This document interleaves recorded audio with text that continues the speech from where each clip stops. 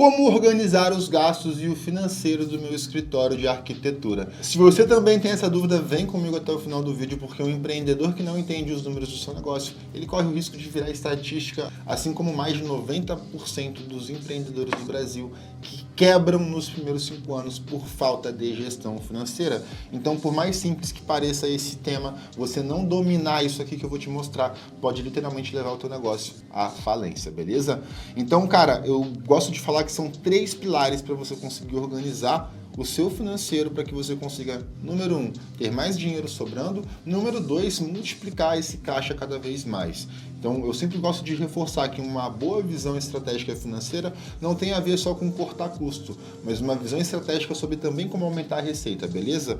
Então, vamos lá. O primeiro pilar é a organização básica. Então, o que eu tenho que fazer uma vez que eu quero começar a ter o controle do meu financeiro? Então, simbora. Então, o pilar número 1, que é a organização básica, você tem que começar separando suas finanças pessoais e empresariais. Cara, isso daqui eu sempre bato muito na tecla, porque a grande parte dos empreendedores, eles erram nisso daqui. É algo muito básico, mas que tira totalmente a sua visão do que é dinheiro da empresa e do que é dinheiro pessoa física, né? O dinheiro para pagar as contas do mercado, para pagar a escola, para pagar a faculdade, para pagar curso, enfim. É importante ter essa visão. E o que acontece? A partir do momento onde eu entendo isso, eu tenho 2 soluções. Caso eu já tenha um MEI, eu vou abrir uma conta pessoa jurídica, e aí vai ser um universo totalmente separado. Ou se eu me encontro como autônomo, eu vou fazer o quê? Eu vou abrir uma conta digital separada para que você consiga ter tudo muito bem organizado. O que é mercado, o que é escola, você vai deixar na conta do Banco do Brasil, por exemplo, e o que é as contas da sua empresa, do seu negócio, você vai deixar na conta, por exemplo, do Nubank. E aí você consegue ter uma visão mais clara do que é dinheiro da empresa, o que é dinheiro seu de autônomo. Para quem já tem CNPJ, abre uma conta jurídica, que isso por si só já facilita para você fazer esse controle, mas lembrando que o principal responsável é você, empreendedor. Porque não adianta nada você ver essa aula, chegar no mercado, pegar o teu cartãozinho de crédito e pagar as contas de casa com o cartão da empresa. Então é importante você ter essa consciência, porque só você pode criar esses padrões na sua empresa para que você tenha uma boa organização financeira. Crie um orçamento mensal, isso daqui é fundamental, cara. Você tem que registrar cada recebimento, seja dentro de uma planilha ou seja dentro de um software.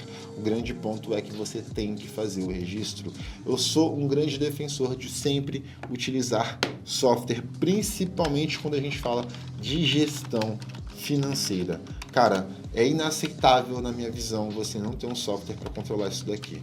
Então, tenha um controle de entrada e saída, né, dentro desse software, tem que controlar tudo que entrou, tudo que saiu, e tenha metas financeiras, como, por exemplo, reinvestir 10% do seu dinheiro para infraestrutura e 10%, por exemplo, para um fluxo de caixa, né, ou seja, aquele dinheiro que você precisa para poder pagar as contas do seu negócio.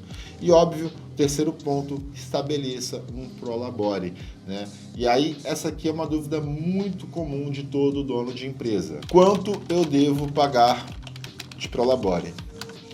Para responder essa pergunta, você vai ter que se perguntar mais uma vez: quanto eu pagaria para alguém de mercado fazer as mesmas coisas que eu dentro da empresa?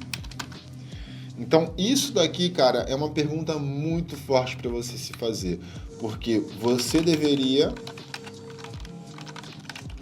receber menos do que essa pessoa, porque o seu ganho tem que vir do lucro e não do salário. A gente empreende para lucro. Vou até escrever de novo, galera: lucro. A gente empreende para ter lucro, não é para ter salário. Grave isso muito bem na sua cabeça. Então, por isso que a gente tem que receber menos do que alguém de mercado, porque eu preciso trabalhar em prol do lucro do negócio, certo? Por isso a importância de estabelecer um prolabore com estratégia. Segundo pilar é a gestão financeira, porque uma coisa é eu fazer a organização, a outra coisa é fazer a gestão. O que envolve fazer a gestão financeira do meu negócio? Primeiro ponto é você começar a olhar para uma estrutura de fluxo de caixa, onde você vai ter uma ordem da entrada do dinheiro, uma ordem de despesas, onde você vai separar por despesa administrativa, despesa com investimento, despesa com vendas. Você começa a organizar de fato uma visão mais estratégica do seu negócio. Não apenas um controle de entrada e saída rudimentar, mas sim um controle estratégico do quanto que você recebe por áreas do seu negócio e o quanto que você gasta dinheiro segmentado por áreas também, né? Falando de uma forma mais resumida. E, obviamente, utilizar software de gestão financeira. Eu já coloquei aqui no pilar de organização básica, mas para ter uma gestão financeira eficiente, cara, não adianta querer fazer os controles tudo em planilha, porque a planilha, ela abre muito gap para erros, certo? Abre muita margem para ter gaps, né, digamos assim. Então, o sétimo ponto aqui é você planejar e pagar os seus impostos de forma correta. E aí é onde entra a maior parte do erro do brasileiro. Porque, por exemplo, cara, quem trabalha como pessoa física tem uma coisa chamada carnê-leão. Ou seja, o carnê-leão, ele te abre despesas dedutíveis. Ou seja, eu posso descontar o meu aluguel, gastos com materiais de escritório, posso descontar gastos de energia elétrica, desde que eu faça a parametrização, né? Quanto que custou de energia pessoal, quanto que custou de energia para o negócio. Então, eu consigo abater energia elétrica, eu consigo abater conta de telefone. Caso eu pague um contador para me ajudar a fazer esse carnê-leão aqui, que na minha visão, cara, é o recomendado, tá? Você vai também abater isso da quantidade de impostos que você paga. Então, toda a despesa dedutível, ela vai abater na hora de somar os impostos. Então, vou te dar um exemplo. Se você ganha 7 pau, mas paga 5 mil em conta, na real você não ganha 7, você ganha 2 mil reais. E quando você abre uma empresa, esse cenário de pagar em cima do resultado, né, do lucro, não existe.